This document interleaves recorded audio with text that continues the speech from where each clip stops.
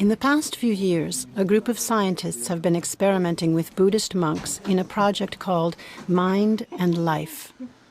These neuroscientists share a common goal with the Buddhists, namely to understand the nature of the mind. With meditation, Buddhists have developed a set of training procedures that are designed to improve the mind. This timely encounter between Buddhism and science is encouraged by the Dalai Lama. The scientists, on the other hand, are challenged by the resonant parallels between modern physics and the premonitions formulated by the Buddhist thinkers on the inconsistency of matter.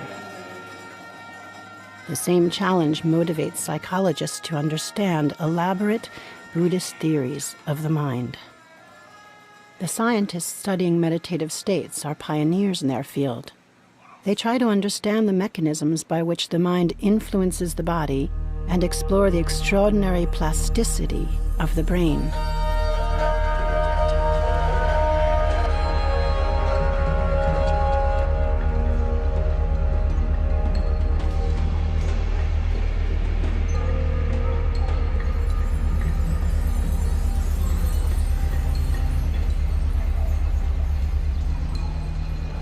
We have them always improvising at some point. Yeah, maybe everyone's just on vacation.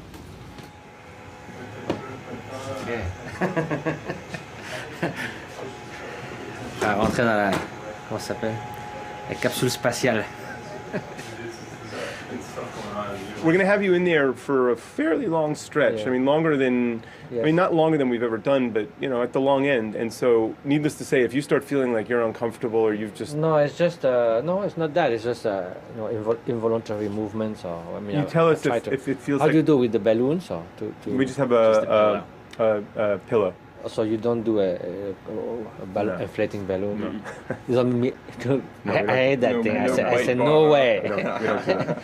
It will begin with a 30-second period where you're going to be cued to go into either one of two meditative states or be in a neutral state.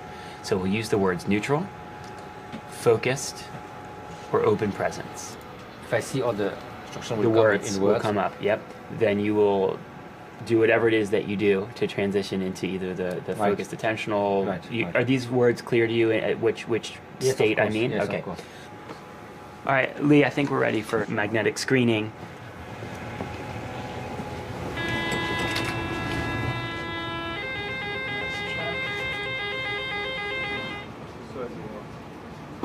Mathieu Ricard is a former biologist. He lives in Kathmandu and has been practicing Buddhism for over 30 years. He is one of the first monks to collaborate with the Laboratory of Neurosciences at Princeton University. In this lab, the team studies attention and cognitive control. Does the practice of meditation help to increase the ability to concentrate? This is the question that scientists are trying to answer. The experiment is built around two meditative states, focused attentional and open presence. Open presence is a very profound meditation technique as practiced in the ancient Nyingma tradition.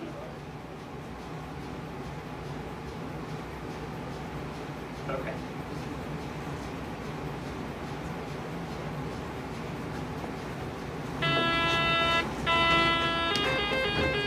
Okay, Mathieu, we're ready to begin. Are you ready? Okay.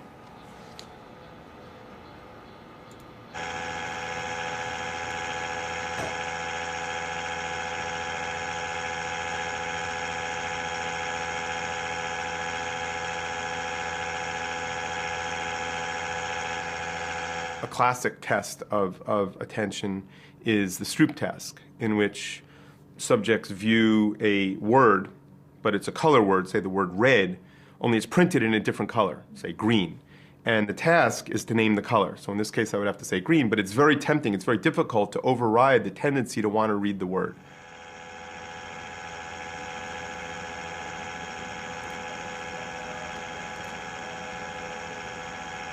Now, no matter how much practice within reason you give an ordinary individual on the Stroop Task, they cannot get it to the point where they can attend to the color and name the color without being interfered by the word. One of the things that will be very interesting to observe is whether or not it's possible in a state of focused meditation, whether Mathieu can focus on the color and avoid the impact of the word and thereby reduce that cost. And if we can see that, we're comparing his performance of the task in that state to a neutral state where he performs it just like you or I would. And if we see a difference, that would be a very interesting finding. It would suggest that indeed that practice of focused attention has given him a greater capacity for control or for selective attention than you or I are able to achieve. Okay, Mathieu, is that okay on your end? Very good. If you don't mind, we're going to just continue then with another block of exactly the same task. Okay.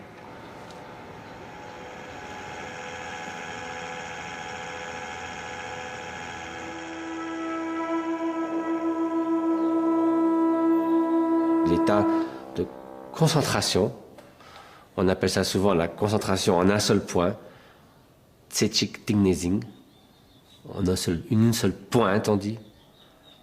Le contraire d'un esprit qui a des pointes multiples, c'est-à-dire qui va constamment à droite à gauche. Donc là, on va essayer de se concentrer, c'est tout à fait simple, sur un objet particulier. Alors, ça peut être un objet mental, mais dans ce cas-là, ici, on demande aux méditants de se concentrer sur un objet extérieur. Dès qu'on est conscient qu'on a un peu été distrait, on ramène simplement la concentration sur l'objet. Et on fait ça encore et encore. Et l'image qu'on donne, c'est comme un papillon qui butine un peu sur une fleur, il fait un petit tour, il revient sur la fleur, et puis il fait ça plusieurs fois.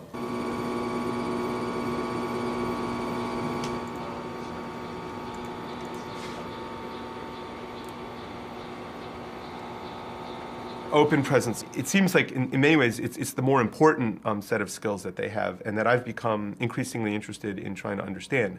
And that is the ability not just to control attention, though this is probably a component of what I'm about to say, but it's the ability to control emotions and to maintain an emotional posture.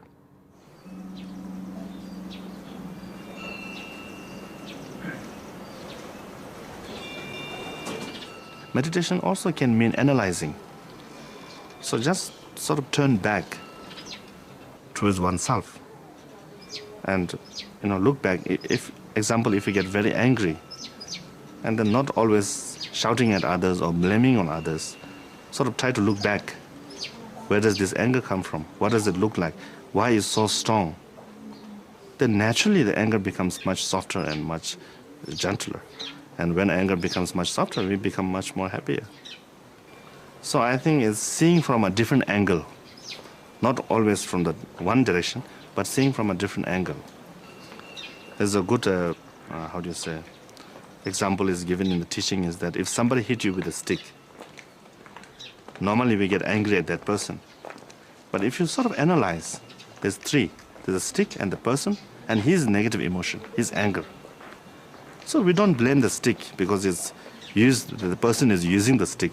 Nobody gets angry at the stick, but we get angry at the person. But if you really think, that person is overpowered by his anger. So our enemy is not the person, but his anger. So why we create another anger against another anger? Hello. Yes? If you do 90 seconds, that will delay too much the whole... Okay, give me one moment to think about that. We're up to a minute 30 now? Yeah, so he's asking for longer periods of time to transition. I was worried about that. Yeah, so... We've gone from 30 seconds to 1 minute. Right, and he said for open presence, an extra 30 seconds would be beneficial. We've gone up to a minute already? A minute he asked for. Now? Oh. Just now I added it, and he tried it at a minute and thought, if I could have a little longer. It's another 30 seconds. And what's going to add? It's going to add a 12. Okay, let me just get set up and we'll get started momentarily. Okay.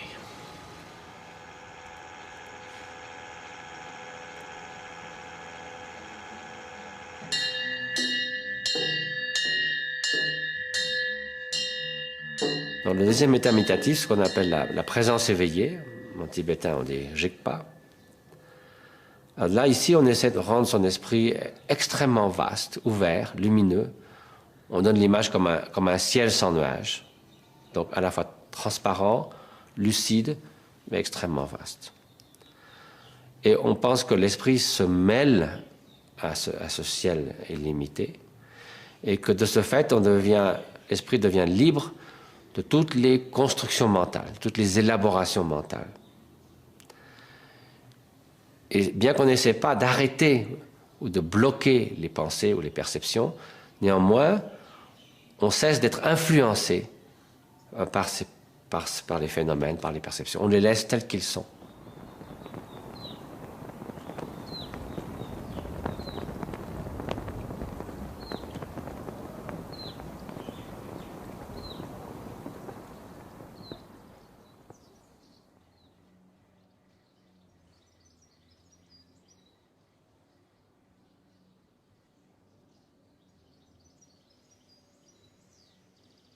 Sorry, it's so bright. Okay. Okay, here, close your eyes. I didn't even realize it's so dark in there for you. I forgot. So we have lunches on the way, but let's just go out here. Okay. I think. Do you want to see your brain? Is that something you've had opportunity to do? Why not? So I'm just going to show you the anatomy. We don't have. Yeah. You are going to look at the singular. Yes, exactly. So you can show me where it is. Well, I can show you. So that's from the bottom up. So this is going to go like this. Or like this. Yes, from left to right. The Left to structure right. of the brain, and so we're approaching the midline here. Uh-huh. This right here, this dark area here, This is the cingulate. the cingulate sulcus, and what we're interested in generally is the cortex that surrounds the sulcus, the cingulate gyrus, and the area just. So that's why when you do an error, something is manifest there. This is what's believed, and, Yeah. There are different versions of what exactly causes the response, but this is certainly an area of interest for these studies.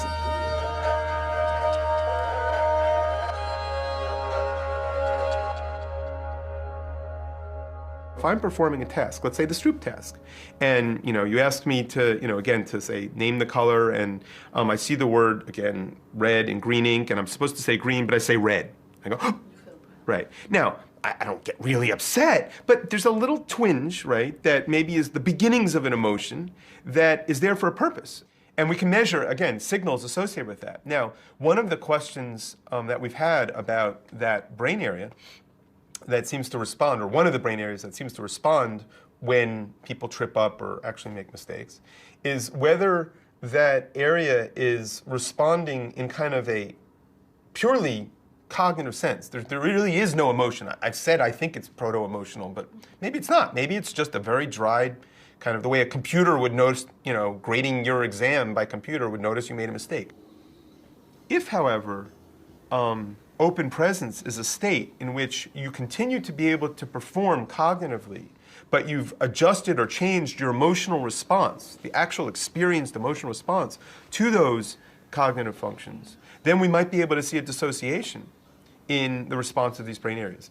So there's an opportunity here for us, in some sense, I don't want to sound too mercenary, but in some sense to exploit the ability that a Buddhist adept or an adept meditative practitioner may have in establishing an emotional equilibrium at the same time that they're still able to perform a task, to understand which parts of the brain are coding those possibly separate, though possibly the same functions.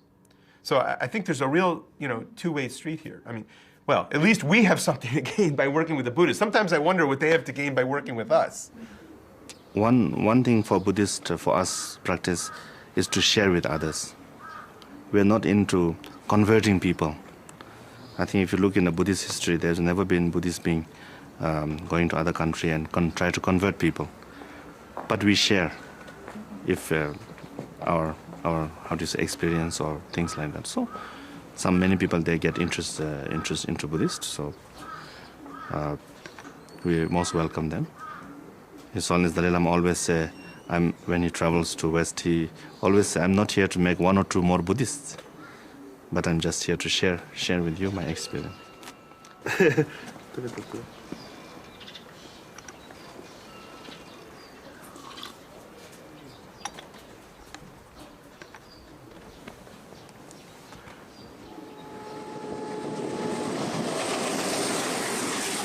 So in 1990, I had the privilege to participate in the third Mind and Life meeting, and then had the fortune of rooming with Francisco Varela.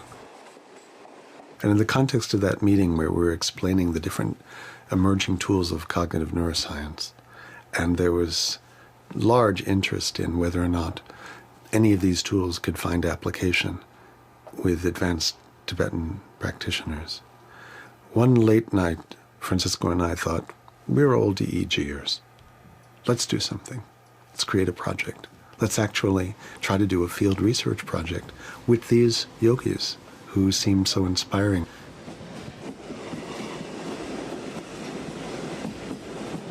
By the fall of 1992, we were able to actually do a field research program in India, and the purpose of that program was to identify senior monks and get feedback on the kinds of experiments that we would like to do in the future. Come on.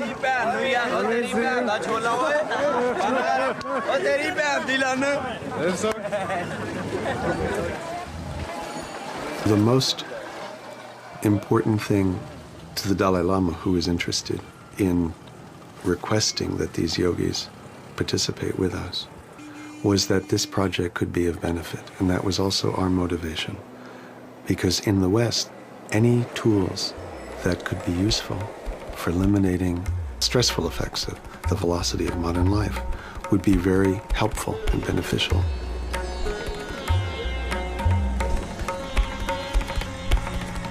When we got to Dharamsala, the senior shamatha practitioner told us, you cannot bring these yogis to your laboratory. You must bring your laboratory to them.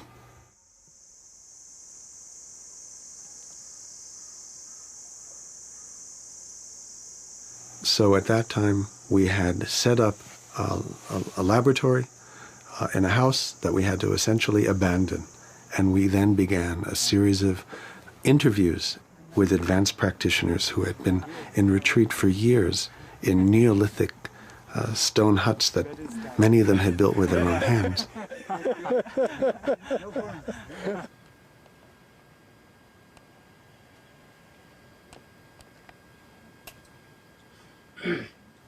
We kept hearing several things. The most prevalent was, if you want to understand the mind, well, meditate. If the mind is colorless, odorless, it is a space in which phenomena occur, how do you measure that?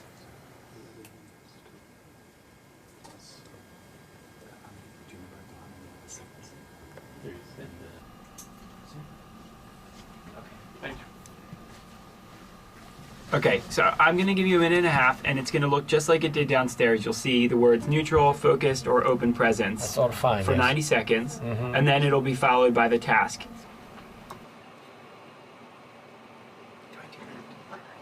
One of the precautions that we've just taken in today's session was to place an additional electrode on the muscle itself to determine whether what we're seeing is coming from the muscle, which is part of the facial expression change that he has when he enters the open presence state, or whether in fact it's a signal coming from the brain.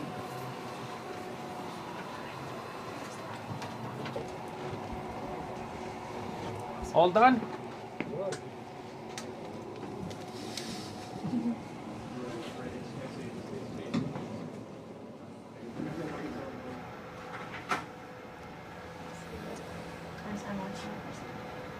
So I've got a question for you. You don't adopt open presence when you're driving down the street or going to the post office. Well, I mean, no, but certainly the idea is that there's no discontinuity in the end between the meditation and the daily life. So certainly, I mean, we say experienced meditator, they remain in open presence all the time. It's a kind of, the notion of flow. This is a very fundamental and very profound and inner notion of flow, I think. If your meditation is one thing, your daily life is totally something else, then, it's nice to be to meditation, but it's not really becoming integrating part of your mind stream. That means your mind has not changed.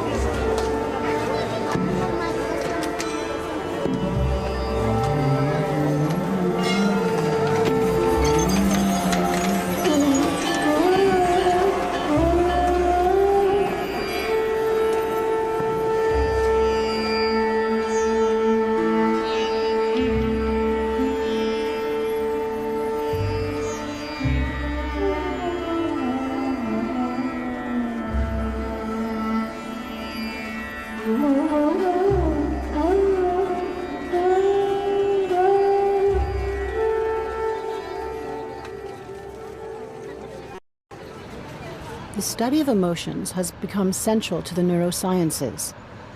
What are the mechanisms that regulate emotions? The hypothesis of the mind and life scientists is that the ability to regulate our emotions can change our character traits and is a key to happiness. The emotional training the Buddhists have practiced for 2,500 years not only attracts Western psychology, it challenges it.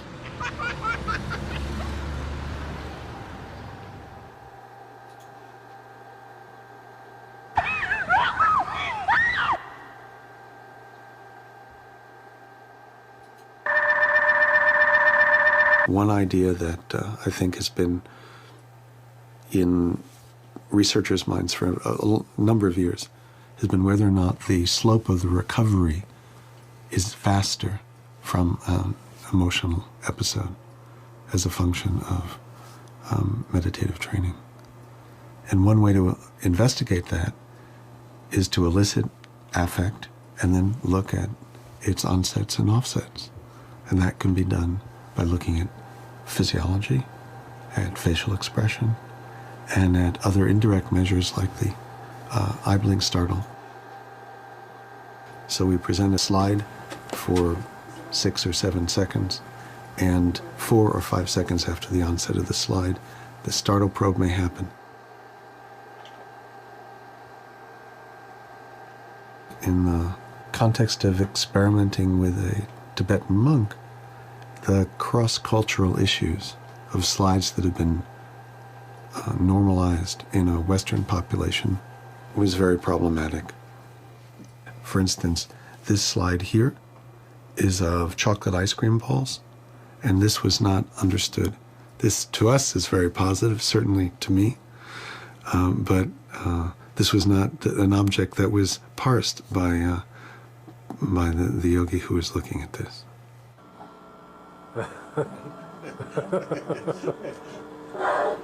When an emotion is aroused or triggered, we are usually not aware of the process by which it is brought to the fore. That is opaque to consciousness. We may be able to figure it out afterwards. I got afraid because of this, this, and this, but we don't start out looking in on the appraisal process that brings forth emotion. It occurs automatically. It typically occurs in fractions of a second. Even the Dalai Lama says that he can't observe that. But what he can observe, or what you can learn to observe with a great deal of effort, is the arising of the impulse before you take the action. That also is usually very short in time. But the Buddhists focus a lot on that. Okay, Erica will talk to you. Okay, Renee, we're going to start the first film now.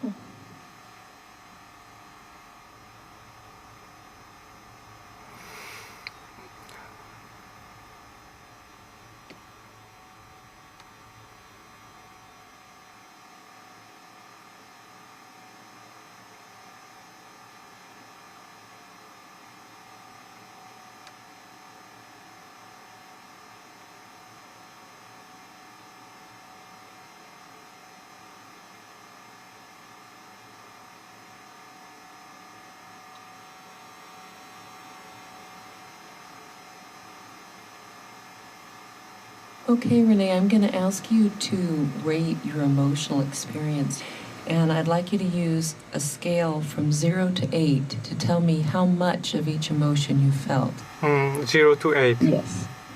So the first one is anger. 0. Sadness.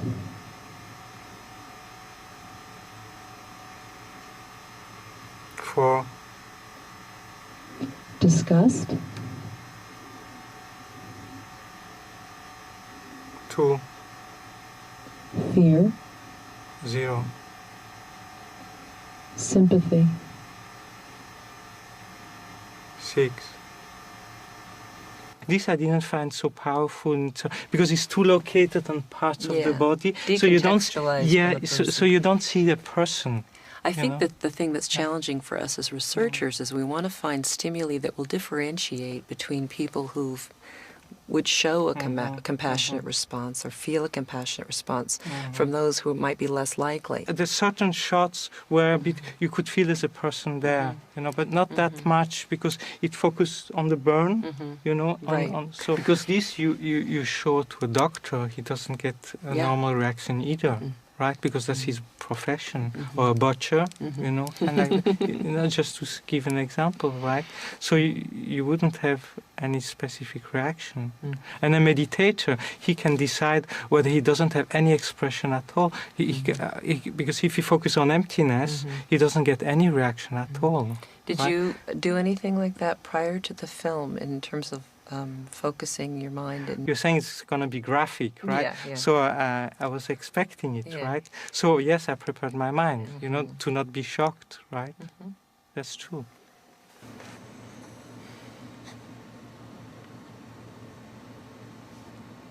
Just for a little coding, did you see what he just did? In FACS, the facial action coding system, which is the totally comprehensive coding system developed by Paul Ekman and Wally Friesen that we were talking about before. Every visually distinguishable movement of the face has an arbitrary numeric code. So if you lift the inner portion of the eyebrows, that's action unit 1. Outer portion's action unit 2, which is what he just did. Lowering them like that is 4, and there are 44 different action units. He's dilating his nostrils, which is action unit 38.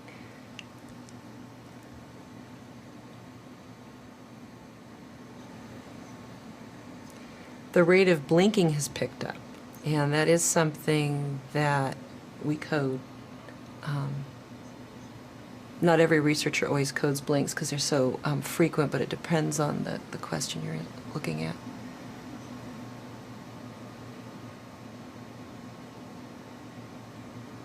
What's interesting here is the lack of expression. When we show these films to college undergraduates, you get very, very intense displays of disgust, sometimes combinations of disgust and fear, things like, and dramatic. And he's just, other than showing subtle signs of maybe concentration by like slightly tensing his eyelids, I'm not seeing anything.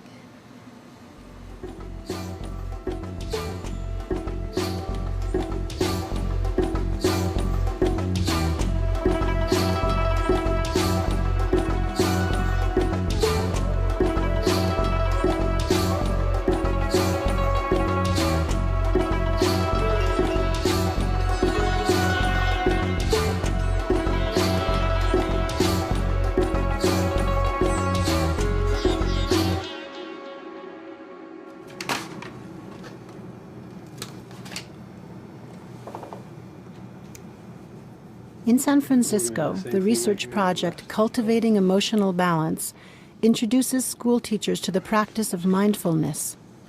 In this laboratory dedicated to health psychology, scientists measure how training in meditation can reduce stress and alleviate disturbing emotions. To that end, emotions are artificially provoked and their physiological expression measured.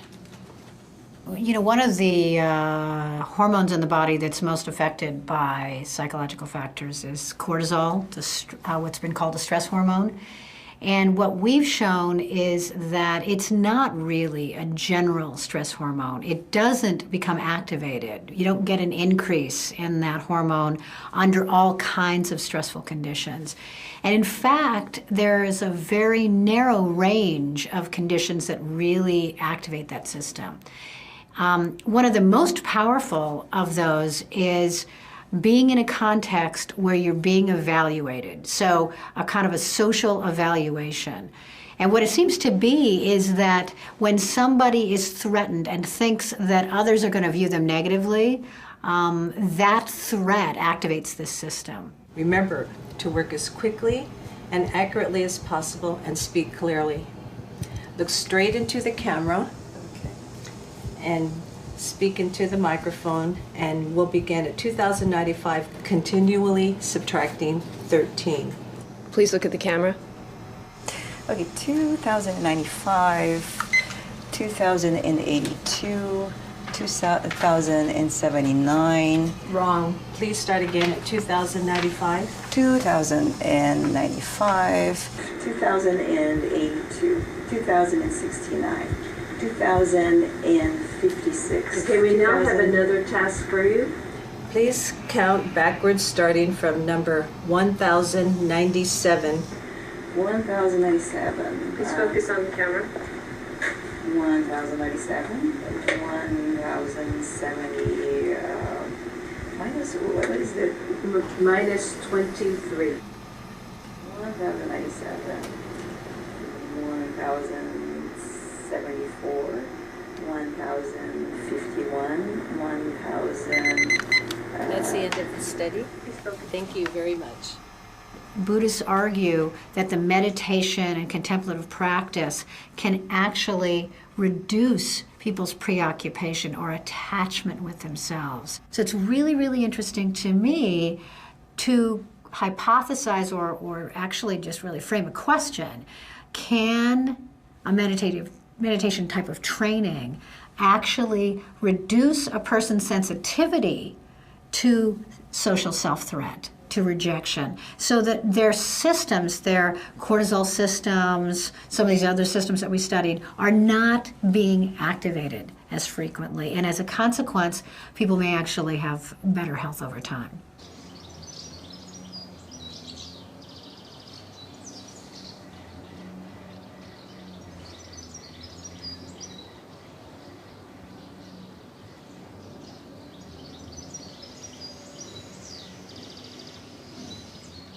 Mindfulness meditation, in my view, forces you to learn to pay attention to automatic processes. Breathing is automatic. You don't need to think to breathe.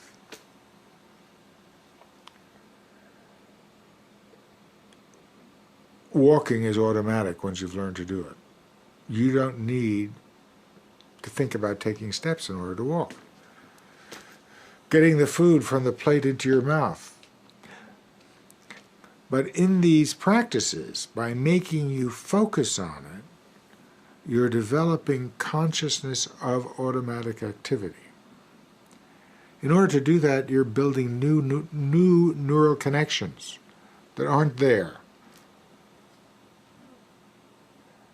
My theory, and it's in the last few pages of the second edition of Emotions Revealed, is that these new neural connections that you've constructed for monitoring breathing, eating, and walking will allow you to monitor the arousal of emotional impulses, which is also automatic. If you've made automatic functioning conscious, then you will be conscious of other automatic.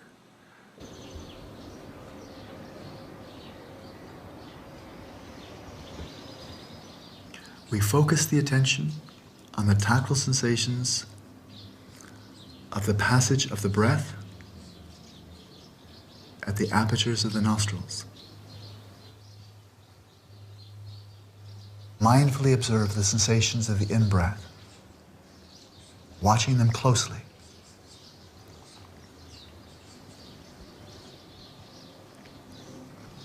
And as soon as you note that laxity or dullness has set in, immediately remedy that by arousing your attention, taking a fresh interest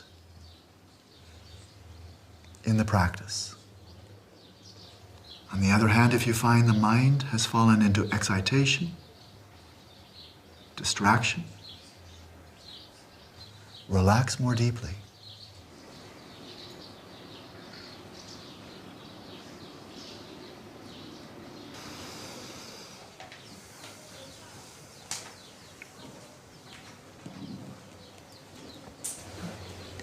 because you're attending to something, the tactile sensations of the breath.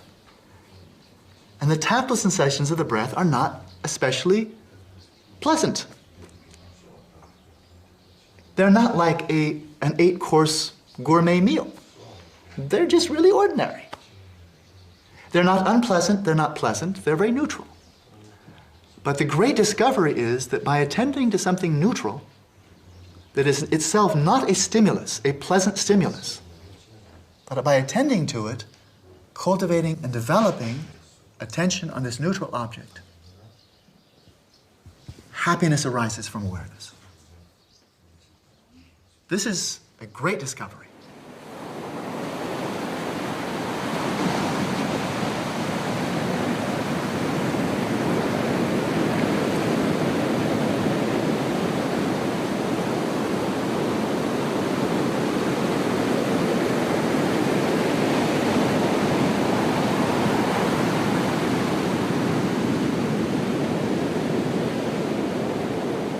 Turning point in the project was one afternoon when we visited the home of a yogi who spoke to us about the nature of compassion. He didn't want to have anything to do with our computers or our tasks, and we had what was a life-changing afternoon where this geshe spoke to us, and he then opened up about the possibility of emotion triggering this sincere wish to be of help to another being, but that compassionate action was not this sense of pathos for the suffering, but this skillful emanation of means to alleviate that suffering. And that afternoon, Richie sat down and said, I'm going to bring compassion into the lexicon of academic psychology.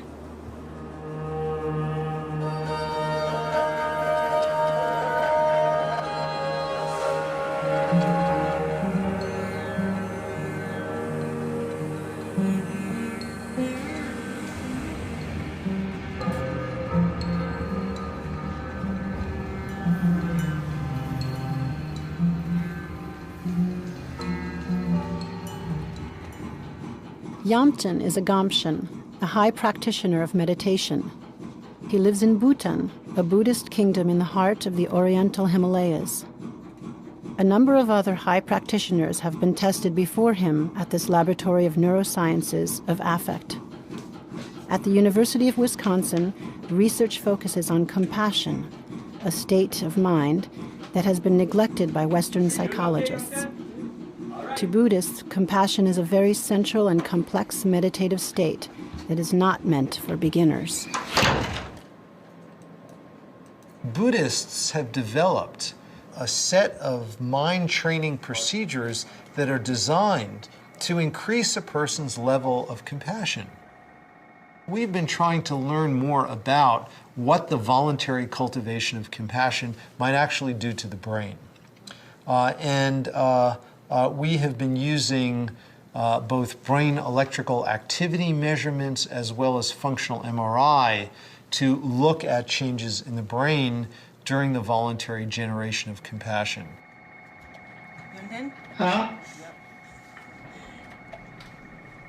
Dane konza gozugen, dane tambo lungmaten, dane korang ningje labgare, dane tedi chikpare. Did you ask him just to remain still again? Dakirin de lulu de gudu, dane move kayan mate, mi dane che gudu. And we're starting now.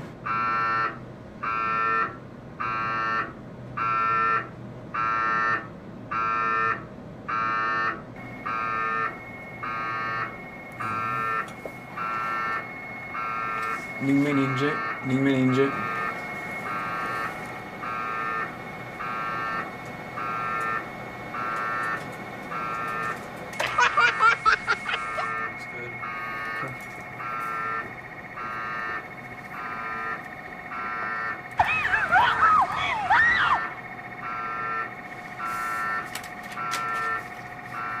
Donc là, on leur envoie des sons qui ont un système de valence, ça peut être positif, négatif ou neutre, et on essaie de voir, on compare la réponse du cerveau à ces stimuli dans cet état de méditation et dans un état neutre sans méditation. Et on essaie de mieux comprendre comme ça l'impact de cet état méditatif sur le cerveau.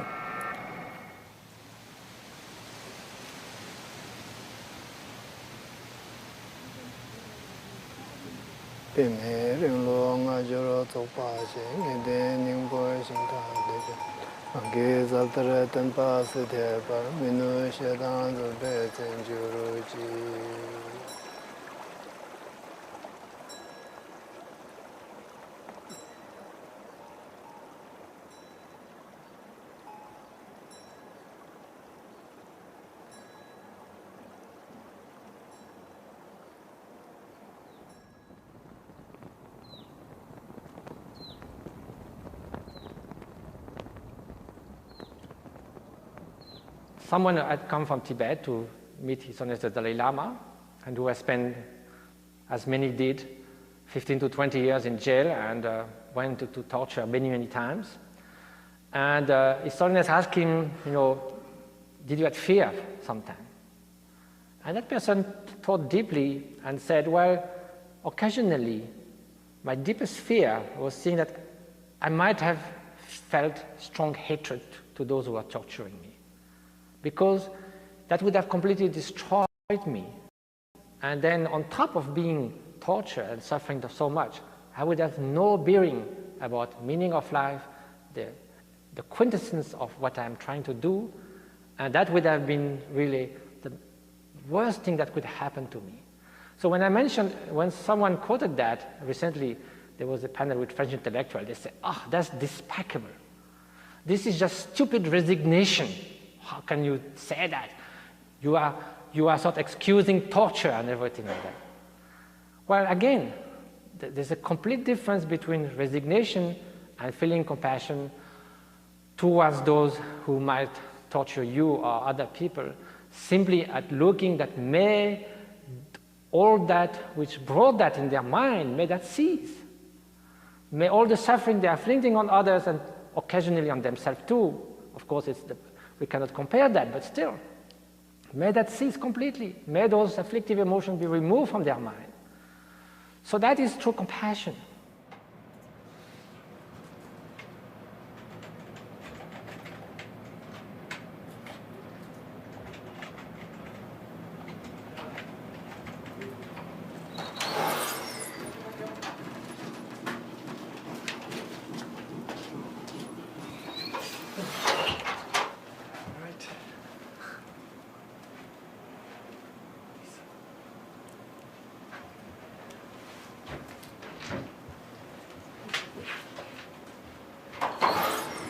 Second, you want to take your things? We can go if you want.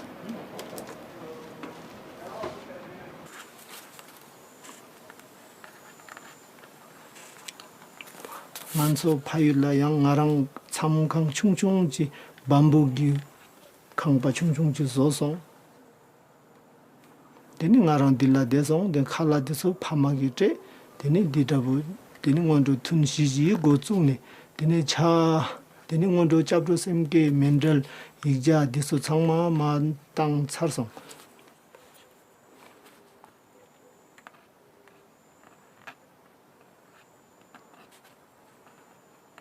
라멘 nenjur tang ma song ina cha bum te chi thi gu da bu do song di gi kabla den pha bar sam la do de coderation se khan ka chi la ma da chi da bu la ma pe ma wang ching nang song se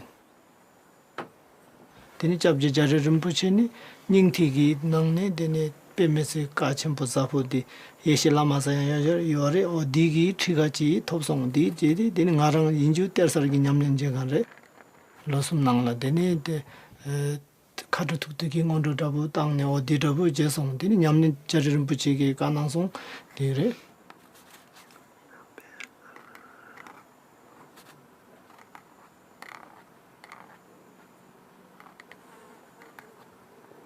The model for compassion, I completely agree, the Buddhists, is the parent-child, if the parent isn't all screwed up.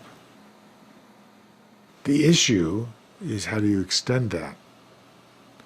Clearly, some people do, without any kind of Buddhist training whatsoever. I go back to my nurses, some doctors, some emergency room people, some ambulance teams. But for most people, the circle of compassion is fairly small. And it is something I don't think we know as to how we can really extend that.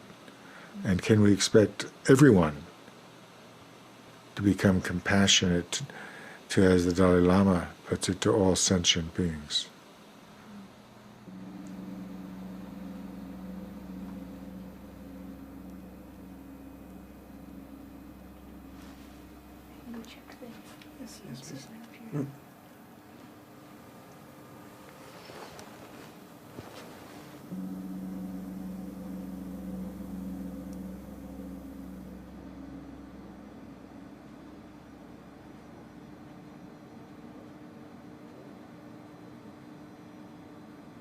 What we found is that among the adept practitioners, there were changes in the brain in a particular frequency of the brain called gamma.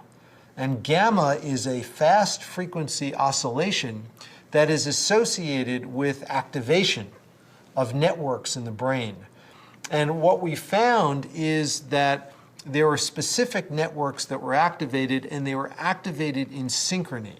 And we were looking at networks in the prefrontal cortex as well as in the back of the brain called the parietal cortex. And those areas were highly activated and synchronized during the generation of compassion. Ta dipena ta gom manyong ken so ta no maten ta ninje ke ba degas ma to togo mi do. Ta di no se tata ba do nyamlen sheken je pere. Ta di lo maten ta ninje gon di kebar di tang. Ta di pe ma se ka se tang do. Ta che. Ta di no la che vare.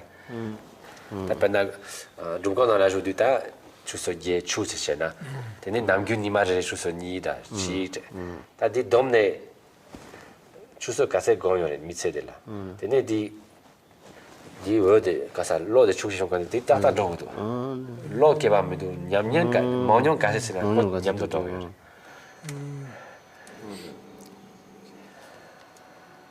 되네 짐베 치두 가소야테 랍 Ne pas mal la petite dans la grand peu qui est pas sûr la pas dit de rôle ça bon.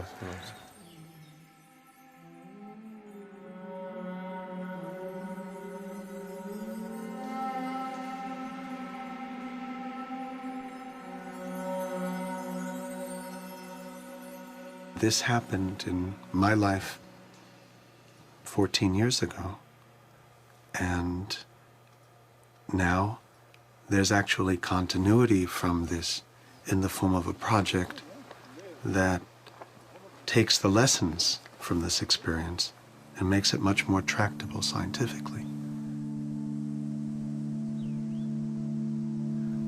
And with Alan Wallace, we've embarked on essentially a second generation of this research effort called the Chamado project. The neurobiologist Francisco Varela, who died in 2001, was one of the first to install a dialogue between Buddhism and science. He wrote, "In my lab in Paris, I conduct experiments on the mental phenomenon of awareness, which is a very ordinary mental activity in everyday life. During these experiments, it is necessary to distinguish between those people that act naturally and those that have actually been trained in mindfulness meditation. These two categories give different results. The ability to observe the experience from within has become crucial to science. Herein lies the revolutionary potential that has come out of the contemplative traditions which form our universal heritage."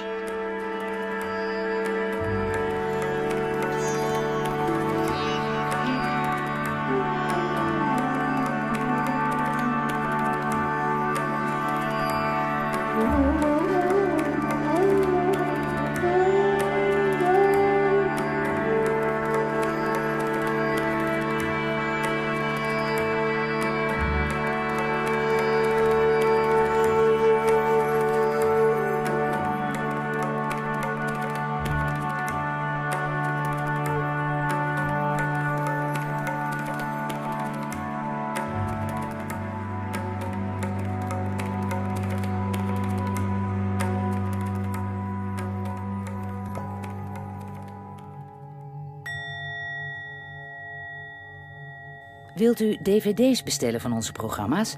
Bel dan 040 282 0022.